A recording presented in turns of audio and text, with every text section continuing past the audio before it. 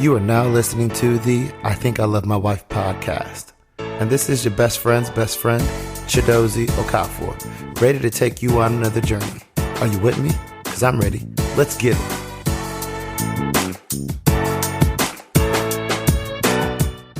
In this episode, I wrap up my conversation with Jomar as we talk about money and the role that plays in a relationship. We discuss what marriage means to him and the value of really doing life with someone who understands you. We highlight the benefits of having really good communication skills, and we uncover some of the challenges that stem from trying to have a child, especially when the issue is one that the man cannot control. So I'm back with Jomar, and just wanted to keep the conversation going. And also there are a couple topics that, I think as a community we don't talk about often that I know is part of your story that I want to make sure we hit. But before we do, we got to hit this quick fire round and talk about some of these things. So let's just get it through. Let's get through it. I know I mentioned not having any sponsors last episode, so I appreciate the support and having your business be our first official sponsor of the season. I'm really happy to introduce your business as a sponsor, especially because I've been a customer over the years. And so now it's time for the newly minted Sharper Quickfire Round, sponsored by Sharper Services. You ready? I'm ready. All right. Ryan Robin, quickfire. You want to get your thoughts on it? Do you think it's necessary for your wife to be your best friend? For me, yes. Others, no. Why you said that? Okay. Cool. Was your wife your best friend before you proposed? Yes. Are you telling the truth? She was one of my best friends. I had two best friends. Okay. So one of my boys was my best friend, and she was coming in quickly, which is why you got that. This is 22-year-old you. She was your best friend. Yeah. If you say so. Well, actually, it was two best friends. No, so it was three total. You don't have no receipts, so I'll take it. All right. They were my two best men in the wedding. I get it. I don't know about your wife at 22, but okay. From a love standpoint, how would you prioritize things? Wife over children, or children over wife? Wife over children, always. Okay. So you guys got married. Unfortunately, I missed it because I was poor. I couldn't afford to get there. Was it worth it? You was getting it, man. You were doing your thing during that time. Trying to make myself increase my potential. Exactly. Was the wedding worth it financially? Yes. How much did you guys spend? You can give me a range on your wedding. So I only know this because I actually ran a huge budget and actual Excel spreadsheet for the wedding. Boy, I made sure I was doing the negotiations and everything. So it was... Give me a range. You don't give me the exact number. 50, 60 grand. Y'all spent almost $50,000 on your wedding? Yes, sir. What did Chris say? Who you think y'all getting married? Chelsea Clinton? Yeah. You're the highest so far. Yeah. In terms of... how much they spent on their wedding. Was it worth it? Was it worth it? So let me clarify that. That was all in. That's everything from the napkins to the seat ain't that cover. supposed to be all in? Well, that's what it's supposed to be. But I don't know if all people actually count every dollar. I feel like everybody count every dollar. Like, I hope they do. I hope they do. If I ask somebody how much they spent on their wedding, it's like $20,000, but we didn't include the flowers. Like, bro, that's part of it. You didn't tell me how much you spent on your whole wedding. Okay, was it worth it to you? Yes. So you would do it again? I definitely would. So the reason why I say I would do it again, because we actually had an exit vehicle. And when we got in the car, my wife was crying. And she looked up at me and said, "Thank you. That was exactly what I was looking for. It was the perfect wedding." And that moment, that made it all worth it. That was a $50,000 moment? Yes. See, I don't know if I've come across a $50,000 moment before. I'm not married, and so that might be why. Yeah. But it's hard for me to fathom a moment happening where I'm like, you know what? I'll pay $50,000 for that moment again. Now I'll actually, and one of the things I want to clarify is, even though don't clarify the moment, you keep it. No. Get your points. The amount. We had family support in that, so that wasn't. How much y'all come out of pocket then? Do we come out of pocket?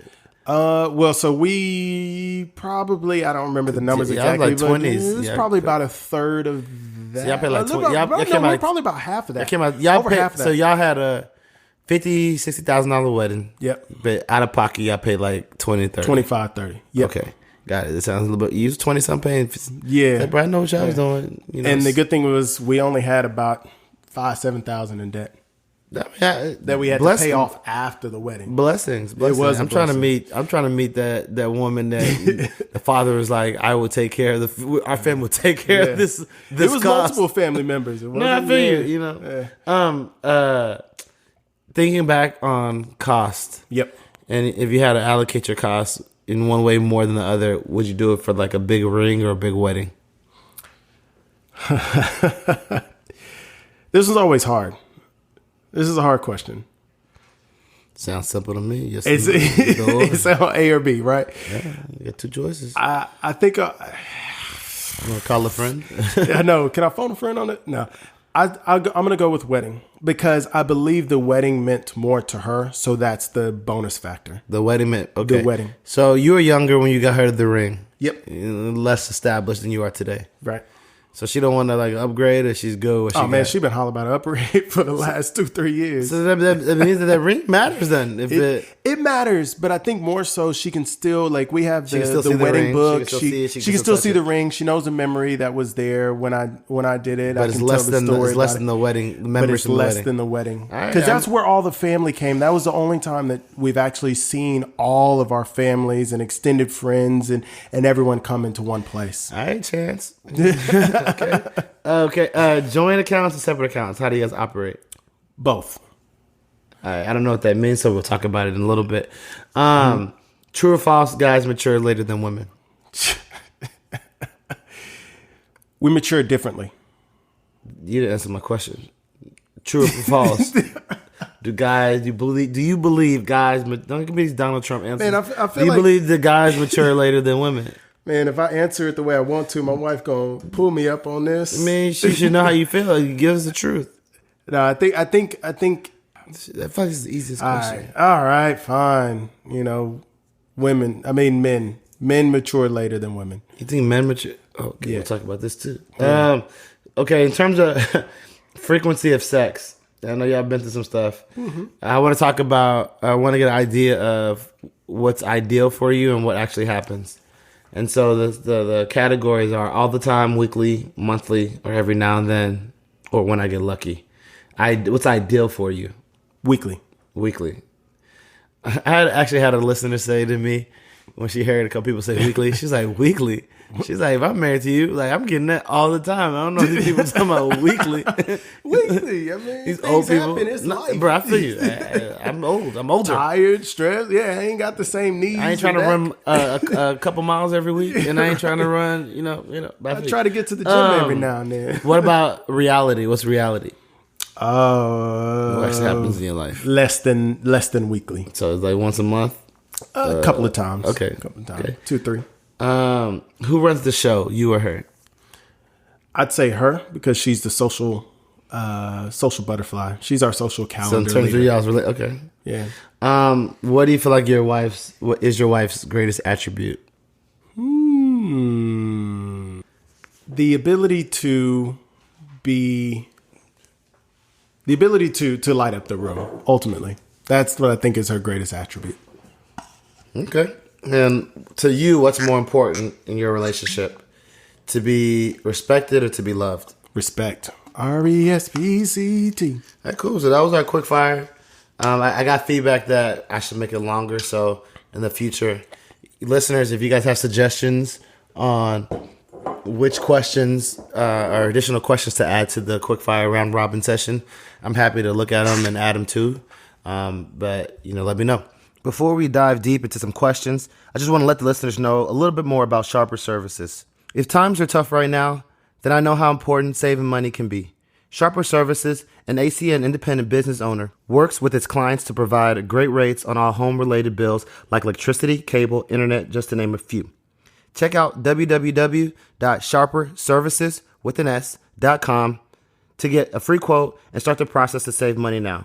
He provides this free of charge. Tell them the podcast sent you, and look for more details in the episode description. So you've said a couple of things that I'm like, a little surprising to me. Mm-hmm. So you say, how do y'all do both? I know, outside of I know you have your business, so I can see how that's separate. That's separate. But I treat that like, you work for a company. So I understand why it's separate. But other than that, is it still joint and separate? Correct. And so how does that work? So we operate where both of our paychecks go into one single joint account. I'm with it. It auto transfers out to our separate accounts. So we each have an individual account, checking and individual kind of savings, I guess you'd say, where we can spend it on whatever we want. Doesn't matter. So I want to go. No one's checking on it. No one's checking on it. Like if I want to buy her a gift, that's where that money comes from. She has no idea what I'm buying her. Way to make it resonate for her. Okay. Hey, that was my number one selling point on it. Come on now. But so that's separate. But everything from there, it comes out of that single joint account. We have a emergency fund account set up. We have a travel account set up, which is all these are joint. We have a kind of a let's have fun or smile or enjoy life type of thing. So if we want to go to a nice restaurant and it's not in our or Mexico on a whim, or go to Mexico on a whim, why not? We can pull from that. Well, that would be travel budget because that's travel. But if we want to go to a nice restaurant, things that make us smile, if we want to let's go play golf at a nice golf course or something. Treat your single friend named Shadozy to dinner. Yeah, we can do that too. We can do that too. It comes out of that fun. Well, that might come out of the business account because you never know. So you said something. Essentially, you have a joint account. A joint account, but we also have separate accounts. Get it. But when I think about joint account, I think about like, okay, we have our money and then we contribute. We might contribute into a joint account. We may or may not. But your check is coming into your account, my check coming mine, and then we figure out how we work that way. When I think about joint account, I think about all your money's coming in this account, all her money's coming in this account, and then we figure out how we delineate the money from there. But it's housed all in, like the foundation of it is in one account. Right. It's not you bringing in $10K a month, she's bringing in 12, and she's navigating off her 12. I'm navigating off my 10. We're navigating off our 22, and then we figure out how we need to make it work for us. That since we've been married and we joined our, all of our accounts and really talked about our finances and paying bills and things like that, it's always been that view of... Well, you didn't really have a choice. Them days you was broke. right. I was like, we should do joint account. More joint account.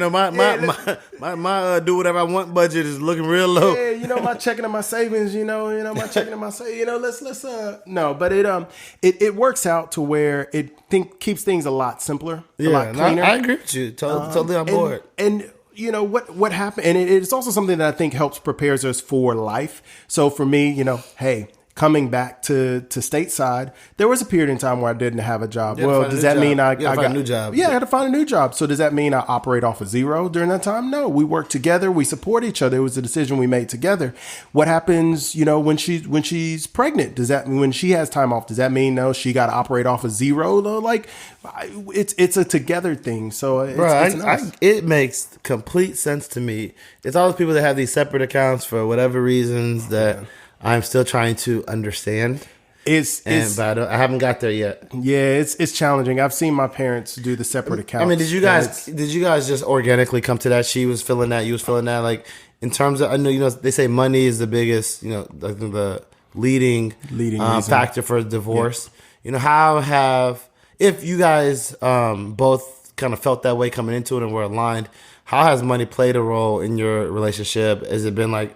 I've talked to some people like we agree, and it's not a non-factor because we both are very aligned on how we spend money and what we're doing with it, whether it's a joint account or separate account that we have. Mm-hmm. And then, so I want to know for you guys, how has that money been played a role or factor in your relationship? It's played a role in our daily relationship. What do you mean? Help us understand. My wife, she's just accounting background. So numbers and dollar figures, and also her need and want to she's very much an achiever. type personality. So she doesn't want to fail at being financially successful, emotionally successful, kind of corporate successful. Like she's always striving for better. So there's sometimes she'll wake up in the morning and say, hey, what happened with this account? Hey, how much did we spend at dinner last night? Hey, and so it's almost a daily factor in our relationship when we're talking about money.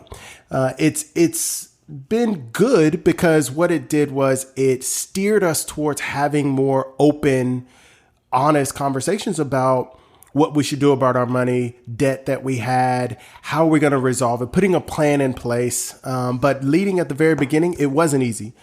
We didn't know what to do. We honestly were at a point where, what do we do? So we started asking people. We asked friends that we know that were in long-term relationships, friends that we know that were married, our parents, how did they operate? And we kind of sat back and had a conversation about, well, what's going to work for us? And I kind of took the lead on it because in our premarital counseling, one of the things was our premarital counseling mentioned, and this is setting the foundation, mentioned that, in their relationship, one of them had a financial background, but the other one was the one leading the finances. But it was a joint decision on how things were led. And that one stuck with me because it was on the premise that just because you do that for work doesn't mean you want to come home and continue doing it. No, it's real. And I realized that, and I'm like, well, maybe my wife might be that way. So let me make this suggestion up front and see if it works out. If it doesn't, we can change it. It's not a big deal, close an account, open another account, or whatever, change the auto transfer, whatever it needs to happen. So I figured, hey, she's going to be doing this, finance type role, accounting role at work. Why should she have to come home and continue doing that type of role? It then might turn the relationship into just come off as more work. So helping her, realize that. And I actually, honestly, it got some heated conversations where I had to be a bit forceful. I said, let's just do it, try it, see what happens. What's the worst that can happen? Lay down the law. Yeah, I mean, this way. Yeah, right. Nah. Because I said it. Yeah, no, it don't work like that. I'm playing. I'm just joking. It don't work like that. I'm just joking. Not at all. I don't want you to not get in at all. trouble. But yeah, it took some deeper conversations on why, and also understanding why her perspective leading up could have been a different way, or why. Helping you understand why my perspective might be different leading up to those conversations. So, what did that at any point because I think anytime you have a conversation whether it's about money or something else, and you guys are not aligned, there's going to be some conflict, tension. Yep. In the conversation. Of course. Some conversations are not as easy as others. But would you say that y'all's conversation about finances, money, spending, what have you, got to a point where it put a strain on the relationship, or it was just kind of the typical tension that you feel or see when you just not aligned yet? For us, it was manageable. And y'all got divorced. I guess. I mean, it wasn't as big as that, huh? No, not for us. And I have an engineering background, so also kind of numbers. Let's be realistic. I'm more logical in the process. So because her accounting background, it created her to be logical in this aspect. So we kind of came together, and it might not be the come off as oh, I'm just saying that, but it really was, there was a bit of strain, and we have differences in certain decisions on how things should be. And at sometimes she would just wake up and in the morning and start arguing with me about finances. And I'm like, but we've already talked about this. So there were times there was a small strain, but over time we realized, hey, why don't we do a financial update so you can understand where we are, how we're progressing with the debt. How are we progressing with savings? How are we progressing with, paying off the car note? Things like that.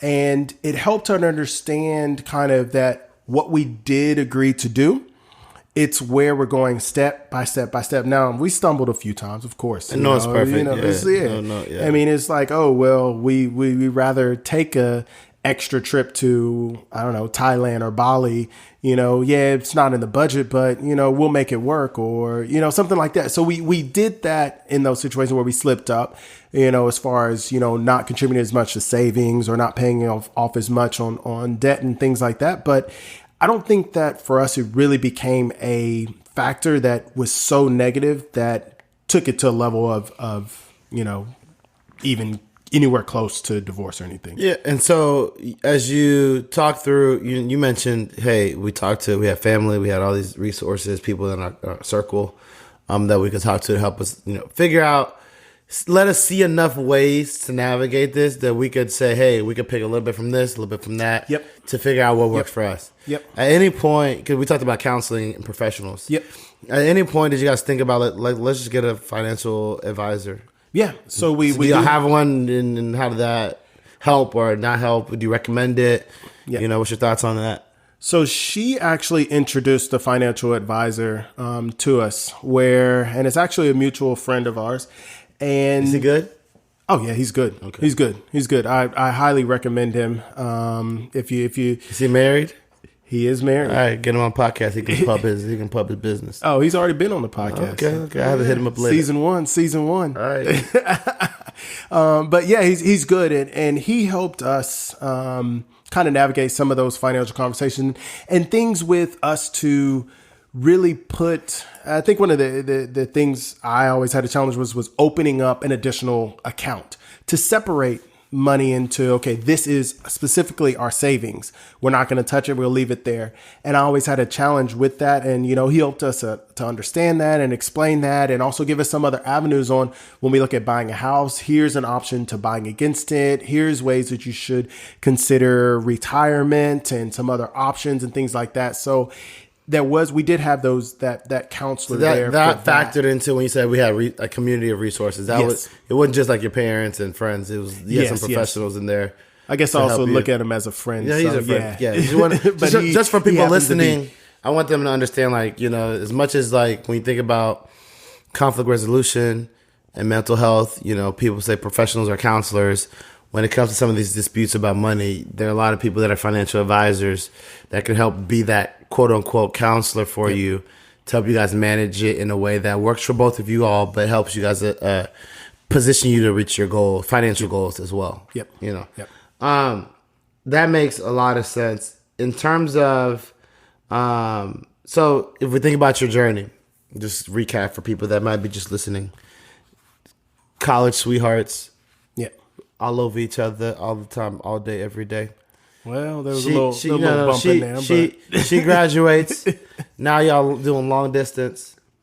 You graduate. You don't go to the same city she is, so you continue doing long distance, and you're navigating that. Mm-hmm. Certain sacrifices are made on your end, and based on her career and your career, that you'll come to Dallas to join her. Mm-hmm. You guys are navigating, and you guys choose to live with each other. That's correct. You guys are navigating, being back in each other's kind of everyday space while living with each other. And there's a lot of conflicts that put y'all in like a dark space where divorce was something you guys were contemplating. Yep. You guys given your family and other resources and people in your community, your village, bounce back from that. But then there's an opportunity to go to Australia. Yep. Which means kind of an upheaval for you from a career standpoint. Start over. Yep. So you're in Australia for a 1 or 2 year thing. It becomes 4 years. Yes. And you guys you figure that out. Mm-hmm. And then now it's like 4 years later, come back home. Yes. To the United States, which for you is another upheaval. But you guys are in a better place marriage wise. Yep. And you are in a situation where you're around your village, closer connected to your village. Yes. And so, when you think about all those different aspects of it, what does marriage mean to you? And what is when they say for better, for worse, for death do us part? What does that mean to you? Because I feel like you, compared to a lot of people that I've been to, you've experienced a lot in your journey and path of marriage, right? It's a continuum. It doesn't stop. It's forever. Right. And so, given all the things you've experienced, what you've learned, what you've dealt with, people you've talked to, now looking back on what it means to be married and what and those vows that you say when it says death to us part, for better or for worse. Like, does the meaning of that change? And if so, or if not, like, what does it mean to you? Man, that's a really good question. It's a new one. I came up with it today. It wasn't on the list I sent you earlier. That's a really good question. So, what does marriage mean to me? I look at marriage through all of the challenges we've had as the ability to I hate to be so cliche, but the ability to do life with someone who understands you understand, and that's a big caveat there, a big asterisk.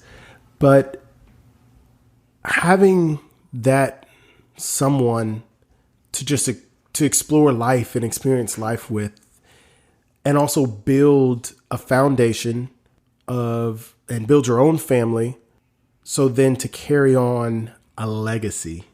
So when kids come about, you have that there, you have the strength, you've gone through things, you can help teach them and lead them.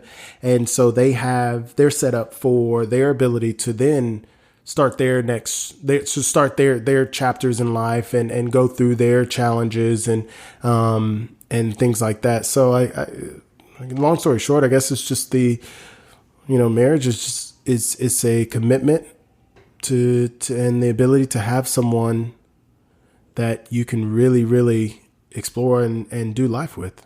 I totally agree. I haven't been married yet, but in the serious relationships that I've had leading up to today and being single again, I don't know if I'm at a point where like I miss the people, like the specific people, because you grow and you learn, you realize if they're for you or not for you. Mm-hmm. But like that simpatico, like that relationship, that understanding, that vibe, that connection that you have while like things are going the way that you want them to go. Yeah. You can't pay money for that. No. You can't beat that. It's something to be said about like having someone get you and understand you, and when things are working well, like I don't know like what I couldn't put a dollar amount to say like, oh, if you gave me this amount, I drop it, because especially when that's the thing that's gonna be for forever. Right. At least as long as you alive, or that while they're alive, you can't put money on just having that vibe and connection with someone that gets you. You get them, and y'all are hopefully aligned to like trying to accomplish the same things. Right. And so I totally understand in that respect. Mm-hmm. And I think it's some of the best moments in marriage for me are those times when I'm just being me. When a dude start laughing before he answers the question, it's real. He chuckled before he even said what he was going to say. So I know what you're about to say is about to be that heat. No pressure. Well, it's those moments when you don't have to try to be anyone or anything that you think that she wants you to be. You're being yourself. You're saying something, or you don't even think it's a joke, but you're just talking, and she just looks over you and laughs or gives you a big smile. Like those moments, you can't create that. You can't design that. You can't engineer that. And it's those moments, or some of those moments, at least in my marriage, that I look forward to.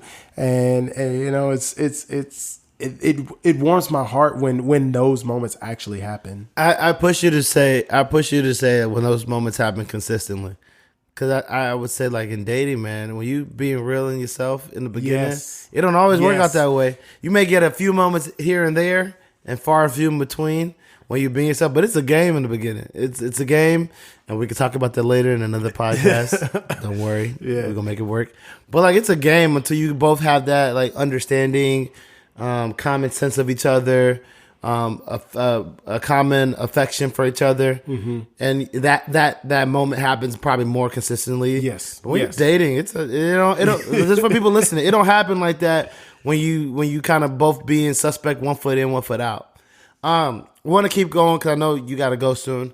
One of the things you said in the beginning when I asked about like how many kids you guys have, you said you don't have any kids, but you said yet. Like, what did you mean? Oh, yeah. So we are currently actively trying You're having a lot of sex. Procreate. You're fucking a lot. Well, no. So actually, No. well, if you really, really study and this is part of the whole journey that we're having right now, is really understanding there's a very, very small window to actually becoming pregnant. And that is, Is that for like older women or is that for women in general? In general. Let me tell you something. Because people get mad 'cause I'm interrupting you a lot. People get mad.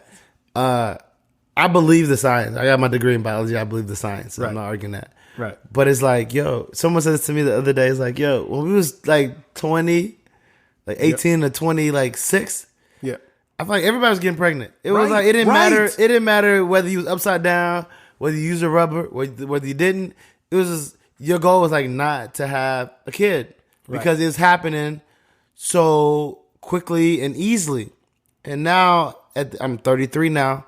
A lot of my friends are similar age, and it's like they got apps to tell you when you got a higher chance than the next day to have sex, to have kids, and like things have changed where people are actively trying to have sex, and it's requiring more work. And it's like if the biological clock in terms of process, the window is the same, how are we acting different to have sex? Because like people like now trying to, and it's hard. And we talk about your situation and other people. I know plenty of people that had like 5 or 6 kids and they weren't trying, but they did. It's like y'all couldn't be hitting the same window. Crapshoot, you hitting the 7 every single time. Boom, boom. So like, what is it? Like what happens? So I think this is gonna be. I mean, you're not a doctor, so I don't want people to think this is a professional opinion. No, yeah, we can go deep on this, and this is actually the first time that I've spoken about this topic, and that the challenge with it. Yes, there are situations that all stars align, it works out. I mean, I had friends that were 16, 17, 18 years, 19 years old, having children. They weren't married, but it happened. All of that can't be coincidence. They just happen to have that 20% window. Right. And the fact that you even mentioned 20%, that's a lot of factors that, people don't know about. I'm cultured, bro. I'm educated. I know these things. I'm worldly. But it tell your fine friends about me. Keep going. There's a lot of factors involved. Yeah. And it's something as small as, and for our case where the challenge comes is actually, which was hard for me to really interpret and really take in, is that it wasn't, a lot of times when you say, oh, well, you're having challenges becoming pregnant, it's on the woman. In our situation, it's not on her. She is, she's got everything is checked out right. Everything looks right. But it's on me is that, for me, my count is a little bit lower than what you would say the average man. I'm gonna start drinking more water, bro. All right. Well, that's what my wife tells me. But a gallon a day, bro. It's build the fluidity. Exactly. But it's interesting because the count's low, but then there's other factors besides just count. So there's motility. Oh yeah, motility. I wouldn't say mobility, but I don't think it's the word. Motility, yeah. How fast boats can swim. My motility is okay, but the count's low. So it's just like there's, and I'm not a doctor, but there's a number of different other factors that matter into it that matter. Yeah. And so the challenge for us is trying to get the timing right and to actually consider how we go about getting the right time frame with the right strength and the right numbers of my little soldiers, inseminated at the right timing. Quick question. You may or may not know the answer, so if you don't, it's okay. Does the number of times you ejaculate a nut impact how many soldiers you got? That I don't know. Okay, cool. If you don't know, I don't want you to. No need to speculate. I just didn't know, like, hey, you got a shotgun, you cock that bitch back, you got 2 shots still up, or or if you're nutting 4 times a week, it builds up less and less. Right. So I didn't know what that meant, like from a soldier count. Yeah, no, I don't know, but I think one of the points you said earlier was drinking more water, and I think it's a combination of a few things, just being healthier in life, keep it warm down there. Yeah. Well, there's factors is you don't want to keep them too tight. You don't want to be in hot tubs. jeans you be wearing, you got to relax them. Right. I need to stop wearing tight jeans. I'm trying to look sexy for y'all. Well, you trying to look like them little teeny boppers. I'm trying to look for whatever the women like. They want to see my calves. Teeny boppers. They want to see my calves, but I got to stop wearing that because I don't mind. So just you want them to breathe. All right, loose pants from now on. All right, no, but I know we're joking about it, but I'm glad you are here. I'm glad you are willing to talk about it because I think, especially from the Black community, it's something that a lot of people, couples, are dealing with. Is like trying to have kids. Yeah. Sometimes in situations with kids with disabilities, and we don't have a lot of forums or platforms to really like share that experience and what it looks like. Right. And so on a more serious note, I think you were right on when you said a lot of times when we think about, we haven't had a kid yet. Cause I don't want to say we can't have kids. We haven't had a kid yet. Like, and women tend to, at them being the nurturing, caring types in general, tend to internalize things like, what did I do wrong? Or what's wrong about me? Or what could I have done better? And oftentimes, a lot of times it's like egg count or whatnot. And so I think it's a unique situation where the guy is here and it's more on his side, not to point blame, but his side than the woman's side. Right. And so as a man, you're thinking about like, this is something we want to accomplish, we want to do, and you're kind of the hiccup in the situation. And I don't know a better way to spin the word. I work on it. Like, what goes through your mind, like in terms of you're type A, you're results driven. What goes through your mind as a person that like you want to have children? There's nothing like. Say if you have, it's effort. It's not like an effort thing. Like if you try harder, you're gonna get it.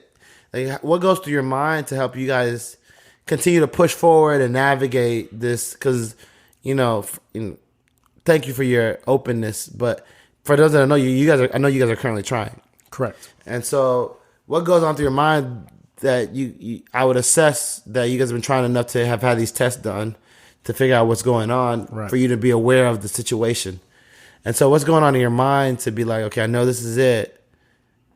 And like, I don't know what I can do to fix it. Yeah, that's frustrating to be in a situation where I know what the problem is. I know what could be a solution, but I don't know what I can do to fix it. We're fixers inherently as men. Of course, yeah. And it was, and it's still a little bit hard to talk about. This is my first time actually kind of really, really openly talking about it because going into it's like, okay, well, hey, wife, we're trying now. Yes. Okay, cool. We're on the same page. Let's go. And okay, didn't happen. Wait, is there something wrong? Let's go check it out. She checks out. Okay. She's like, maybe you need. And it took me some time. It actually took me 2 or 3 months to where it was like, wait, this is my pride that's being impacted. I had to really, really put my pride aside because I felt like I wasn't, going back to like being the right husband and the right father. It's like I felt like I'm trying to control the situation. This should be working out the way that it should be working out. All these people are having all these kids, and it's there's no method to it. It just happens. It's like, we try once and it happens. Yeah. But why isn't it for us? And so I really, really had to dig deep and really put my pride aside and, just say, hey, if this is really what we want to do, like what's a test? I'll just go. I'm not a biggest fan of going to the doctors, but hey, I'm gonna just go. Hey, and that's another thing that's wrong. You gotta get out of that mindset. Exactly. Go to the doctor. Exactly. Listen, my finger might hurt. I'm going to, we pay insurance. Yeah. And there's so many diseases. This is an aside. Public service announcement. If all the black men listen to this. Let's go there. And women, go to the fucking doctor. Like, we be trying to, like your throat started itching you and Dayquil or Mucinex didn't work for the first. Go to the doctor because I've seen so many people die or have harder to treat issues because they want to be prideful and play it out. My uncle died. Pancreatic stage 4 cancer because they didn't go early. Fortunately, my dad went early enough where we found out about his what's it called? Testicular cancer. Early. Like, I had a friend that her dad was coughing a lot, and because she was a nurse, she forced him to go and find out he needed like open heart surgery. Had it not been for her, and he probably would have died. Right. And so, fellas, please, if stuff is prolonging for more than a week, go to the doctor, get professional help, and figure it out, because it's the difference between life or death. Right. But keep going. Sorry. I think that's an awesome PSA, because we don't talk about it enough, and it's probably a generational thing where, I can, speaking from what I'm looking at, our fathers and who we see in that same age bracket, it's, going to the doctor is like, do we really need to go? Well, I'll just take some of this medicine. I'll be okay. But we need to go. And so for me, I don't play no games with that shit. No, I'm like, no. My head hurt for 3 days. Schedule an appointment. Right. Why am I paying his insurance? Right. Let's go. So okay. So you guys are navigating that. So part of it on your end is like, and you mentioned it a bit, like the recognition of like, oh, I got to take my pride out the way. There's some things that might be on my end that I need to resolve. Mm-hmm. I'd imagine for like you mentioned earlier, just with the apartment, she'd been in Dallas with her family. She'd been ready to move out on her own for 2 years. So she had she envisioned what that was going to look like. Right. I can only imagine as a mother, someone that wants to have kids, what you envisioned that was going to be like. Yeah. And so it's not happening. How is it as a man as to be supportive? Like, especially when it's like, you're kind of the hiccup and you're navigating what that means to you and all the intrinsic aspects of that, but you're not at it alone, and you have someone that you're with that's part of your team. Yeah. Like, how's it been? Because I imagine there's an aspect that you got to be supportive of her and there for her, and that, whether it's called disappointment, frustration, or whatnot. Like, what's that like? I feel like that's the even hardest factor about it. So I feel like as a man, you can kind of sort out at times. You can sort out how you're feeling, what's going on in your head. You might be able to work with yourself, but then to really take on someone else's dynamic, you're not in between their two ears. You don't know exactly how they're doing with certain topics, and with this one being such a major thing, like we knew we always wanted children at some point, and with this not working as smoothly as we thought. And again, we're both type A. We want to be able to control the situation. I can't, but then having to support her through not being able to control and plan this situation. We've had some nights where I just had to just be there. I had to wear you couldn't feel I your had to feelings. bear the shoulders. Yeah, I couldn't. I had to put mine aside, because it's kind of like that commitment that you make at the very beginning. Like, you've got to be the strength when she's weak. She's got to be your strength when you're weak. And I had a couple of times where I had to go to her and I say, I'm having a hard time with this. Like, I don't feel it should be this way. Why is it so hard? And she actually just came over and just gave me a big hug, and she didn't even really have to say anything. But that's all I needed in that moment, because it's not easy, and we want it to happen. We think we know how it's supposed to happen. A leads to B, leads to C, leads to D to E. Like, it's very kind of a logical, scientific, exactly. Right? But it's not always that way. And so it was really just me, you know what, I have to be the strength when she's feeling weak, and put my feelings, my emotions, my doubts, my pride, my negativity aside, and just be there for her. And it sucks that it has to be that way, but that's the commitment. And in reverse, she does the same thing. When we recognize it, we do that for each other. And that's the commitment. Actually, what, marriage is, having that true support in those times of need. No, I get it. And that makes sense. And I think that's helpful to people in terms of they might be dealing with it currently or may deal with it in the future. Do you feel like this, I don't want to go too deep because I know it's sensitive to some degree. Do you feel like there's any resentment that you feel on her end or vice versa, in general, about like with the frustration that comes with it? or is it just, you guys get what it is and you guys are trying to push forward? So now that we're talking about it, I'm happy to talk about it. No, I can't say that I feel any resentment. I don't feel necessarily any negative energy towards her directly. I meant more her towards you, not you towards her. Her towards me. Yeah. No, I think she might, and this is, I can't speak for her, but we're all human, right? There probably was a moment where she was just like, I can't believe this. Why can't you drink that gallon of water a day?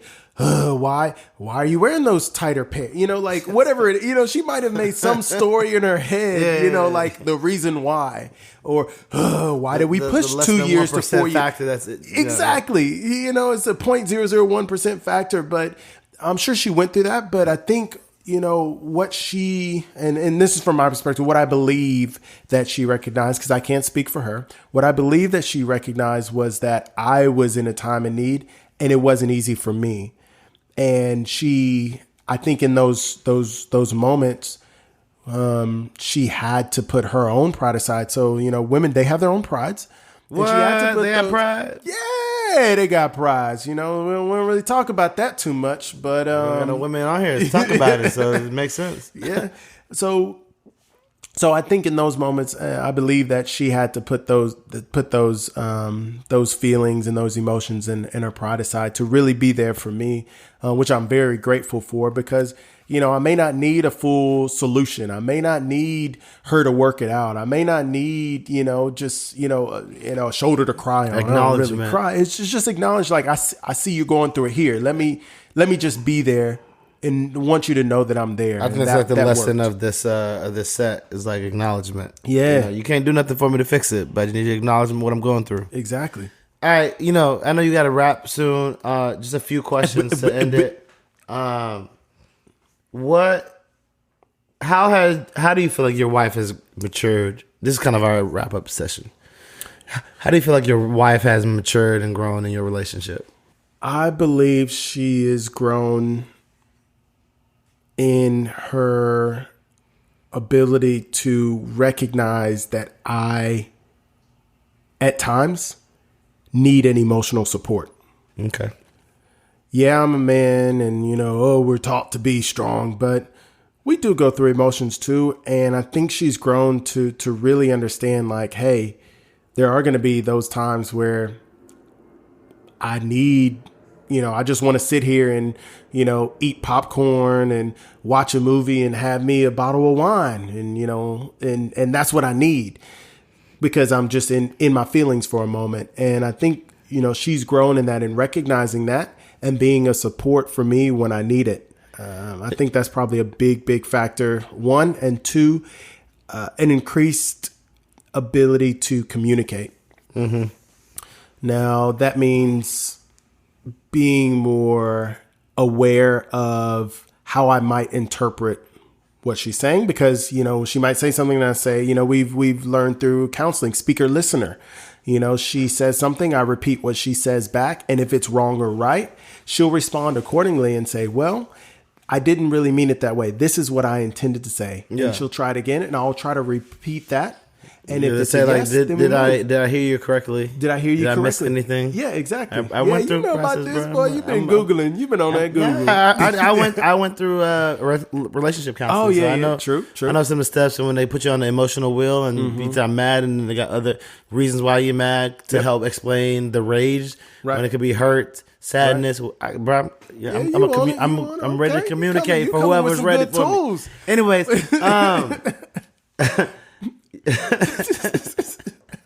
I want to, you said, so on top of that, right? So you talked about, how your wife has matured. Do you feel like for women that are listening, do you feel like if I was a woman listening, I might, and I'm not married at the point, let's say I'm at the age where I feel like I should have been married like 10 years ago. Like, should I take what you're saying as a thing like, damn, I fucked up. I should have learned this and been doing this and adjusting a long time ago, or like, damn, I need a guy that's going to allow for me to grow into learning that, because obviously your wife wasn't where she is today Right. where you've been like she's learning those things over time? Like, where do you feel like people should be? You know, and I'm not saying there's a right or wrong, but I could just imagine just the caring nature of women that they put it on them, which is unfair in a lot of ways. They're like, oh, it's my fault. Yeah, like I need to figure out how to do this. When sometimes it's not your fault. So I just want to put things in perspective, because your wife didn't get there. You didn't propose to her, and she had learned all these things already. Right. Yeah, and I can see how, you know, the nurturing nature, women. That's a good way to say it, the nurturing nature. Nurturing nature they can take that and take it personally, like it, and put it on their own shoulders. Now, can you repeat the question? Just a function of. Like, do you feel, put your mind to someone that, like a single person that's older in the game, 34, 35. And it's like, hearing what you said, like, oh, you know, how's your wife matured over time? Should she be aspiring to, like, do what she needs to do to get to that level of understanding and maturity? Or should she be like, I'm good where I'm at. I know, like, I'm going to grow my relationship, and that might be one of the ways that I grow. Right? Yeah. It's kind of like communication. Like, you can wait till you're in a relationship to learn how to communicate, but like if you learn how to do it earlier, you're more likely to find the one that works for you. You know. So what, you know, in your perspective, what is it? That's a hard. I asked the hard questions. It's my job. All the way at the end, boy. We almost finished this month. What's going on? I think that's a hard one to answer, because it's, as a woman or as an individual, let's say, you want to grow yourself and build yourself and learn the tools that can better you for future relationships and things. Now, when said woman meets this guy that she's looking for and believes he's Mr. Right, but he's lacking in communication, or he's lacking in financial leadership, or whatever it is, or that, you know, ability to communicate to the level that she's learned and taught herself, that doesn't necessarily mean that he's just completely not right. Like, oh no, he's, you know, he can't do this, he can't do that, so no, he's not Mr. Right. I think it's is he open to learning? Is there an avenue for growing? And even also, I would even challenge, look in the mirror. You know, it's yes, you might, you know, one might feel that, you know, I've worked on it, I'm good, I'm great. You know what? You know, it's everyone else that's, you know, not hitting that bar. I'd say look in the mirror and really, really assess. You know, if there's some challenges that you're experiencing with, you know, when you're meeting that Mr. or, you know, in some cases there, you know, hey, let's support the, you know, that Miss. Is they're not quite there. That doesn't necessarily mean anything bad or good. It's, I think, consider, are they open to growing? Are they open to developing themselves? Are they open, the key one is, to understanding you and acknowledging you? And I think that's more important than anything else. No, I get it. And I don't have any dispute to that. I'm going to let it soak. What, on the flip side of that, what have you learned from your wife, and how has she made you better? Oh man, I've learned a lot from her. I've learned a lot. Honestly, I probably wouldn't even have graduated finished college if it wasn't for her. You know, I've been really blessed to meeting her, because she's taught me tools of, you know, everything from how have I grown since meeting her. It was, you know, using note cards to study back in college, even leading up to now. Really being strategic about the choice of words that I use when I speak to her, and communicating better, and also realizing that, I guess being more conscious of others, because I grew up being very direct. My household, my family, we spoke very directly to each other. Hey, can you give me that, you know, can you give me that glass? Hey, can you pass me that bowl? Hey, can you hand me the remote? There wasn't a thank you traditionally after it. It was just, you know, but it wasn't in a negative way. It was just like, that's just how we operated. But she just helped me to be more aware and more mindful in some of those situations, that by me not saying oftentimes thank you, or doing something extra that truly translates, that so the receiver can receive exactly what I'm saying, it may be misinterpreted, or, the perception might be something different. So I think she's helped me to see that aspect in a clearer manner, where has grown me and has opened my eyes to how I interact, communicate, and also just be better all around. That's real. If someone asked you, why did you get married? Why did I get married? Man, have you seen my wife? I can't comment on that. I mean, she's not bad. She's not bad looking, but I can't comment. I know. No, I think, why did I get married?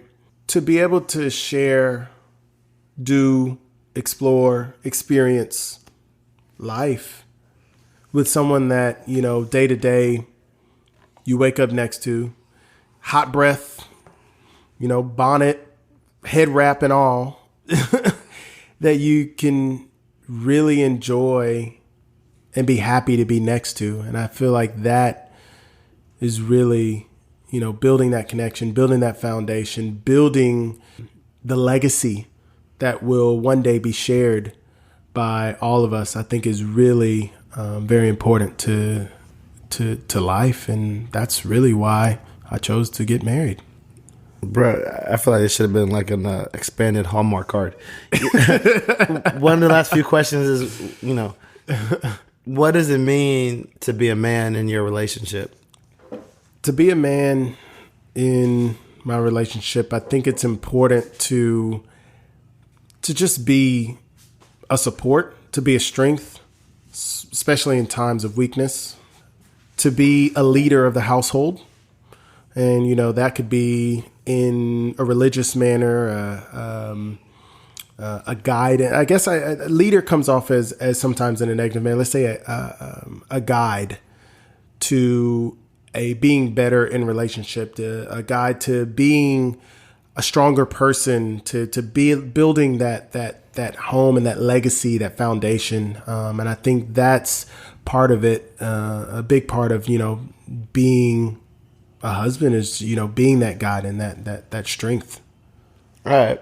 So what advice would you give to your son, the future son, on dating? He's, 22, 23, 27, 30.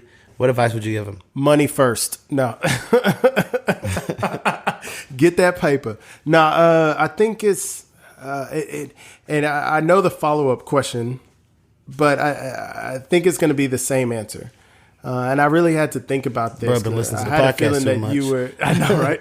I told you I listened to all the episodes. Well, I think when I got the notification on the first episode, and I listened to it immediately.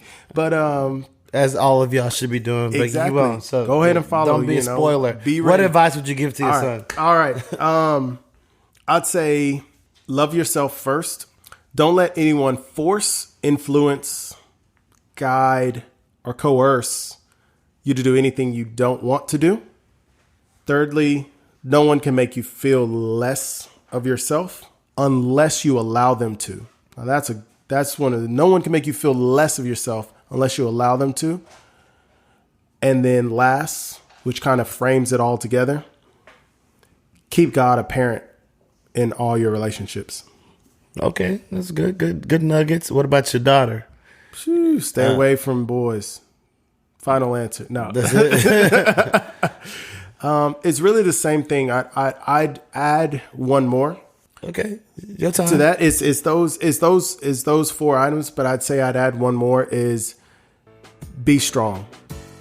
Be strong. Be independent. Be yourself. And set goals that you look to achieve and put yourself in a position that does that. Man, all good nuggets. I wish we had more time. To really talk about these things and go a bit deeper, but I've held you up for long enough, Jomar, and I really want to thank you for your time. Thank you for sharing your story, one that a lot of people are going through or have experienced or will experience, and I hope they can benefit and learn from how you guys have overcome and are striving to overcome some of the challenges that you have faced. For the listeners, thank you for being with us and participating. I'm excited for what's coming in season 2. Next up, we have great stories, great men that want to share these stories and be vulnerable and raw, talk about their experiences and what they've learned. And so continue to tell your friends, continue to tell your strangers, continue to tell people you work with about the podcast. I Think I Love My Wife. Subscribe to it on all major platforms. Leave a written review if you have Apple Podcasts. And follow us at Think Love Wife on Instagram. Looking forward to next week. We'll have a new guest out there. But until then, you know what it is. I hope the conversation keeps going.